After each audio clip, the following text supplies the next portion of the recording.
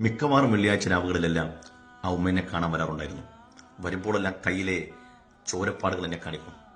ഇന്നലെ എന്നെ തവി കൊണ്ടടിച്ചതാണ്, ഇന്നലെ എൻ്റെ കയ്യിൽ ടൈൽസുമായി ചേർത്ത് ഞെരിച്ചതാണ് എന്നോട് പറയും. ഈമാൻ കിട്ടി മരിക്കാൻ വേണ്ടി ദ്വാരക്ക്.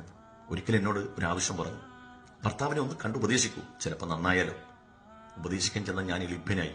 കാരണം അങ്ങോട്ട് കൊടുക്കുന്ന ഉപദേശത്തേക്കാൾ കൂടുതൽ ഉപദേശം മദ്യലഹരിയിലായിരുന്ന അദ്ദേഹം ഇങ്ങോട്ട് തന്നു. നിരാശനായി ഞാൻ മടങ്ങിയെങ്കിലും 2 മാസം കഴിഞ്ഞപ്പോൾ ഒരു മഗ്‌രിബ് നിസ്കാരത്തിന് തൊട്ടു മുമ്പ് പള്ളിയിൽ വന്നൊരു സഹോദരൻ പറഞ്ഞു, ഉസ്താദിനെ കാണാൻ വേണ്ടി ആരോ പള്ളി കവാടത്തിൽ നിൽക്കുന്നു. ഞാൻ ചെന്ന് നോക്കുമ്പോൾ ഈ സഹോദരിയുടെ ഭർത്താവാണ്. കയ്യിലൊരു കിറ്റുണ്ട്, അതിൽ ബിസ്ക്കറ്റും പഴവുമാണ്. നാളെ മദ്രസ കുട്ടികൾ കൊടുക്കണം എന്നാണ് പറഞ്ഞത്. ഞാൻ ചോദിച്ചു, എന്തേ ഒരു മാറ്റം പോലെ എനിക്ക് തോന്നുന്നു.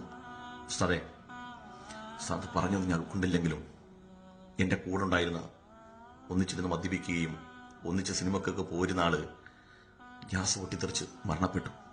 എനിക്ക് സഹിക്കാൻ വയ്യ. അതുകൊണ്ട് എന്റെ മനസ്സിലൊരു മാറ്റം വേണമെന്ന് ആഗ്രഹിക്കുന്നു.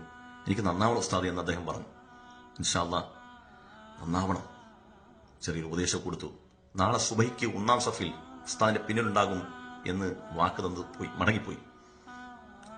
വെളുപ്പിന് ഒരു 3 മണിയായപ്പോൾ മൂത്ത മകൻ വിളിച്ചിട്ട് പറഞ്ഞു, ഉസ്താദെ, വാപ്പ മരണപ്പെട്ടു.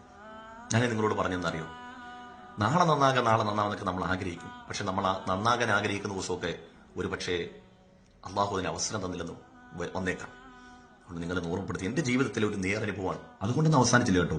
ഈ സാധുവായ മനുഷ്യന്റെ മയ്യത്ത് ഖബറിലേക്ക് ഇറക്കി വെക്കുമ്പോൾ മദ്യത്തിന്റെ മണം ചുറ്റുവട്ടം വമിക്കുകയാണ്. ആളുകൾ പരസ്പരം മുഖത്തോട് മുഖം നോക്കി. ഇത് അത്ഭുത പ്രതിഭാസമൊന്നുമല്ല കേട്ടോ.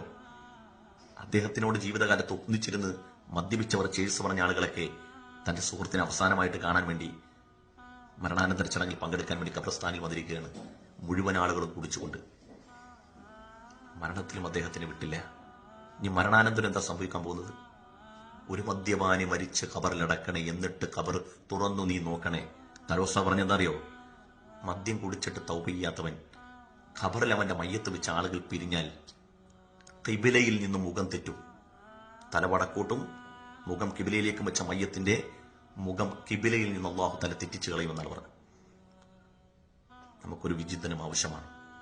ന്യൂ ഇയറാണ്. ആഘോഷങ്ങളല്ല, ആലോചനകളാണ് വേണ്ടത്.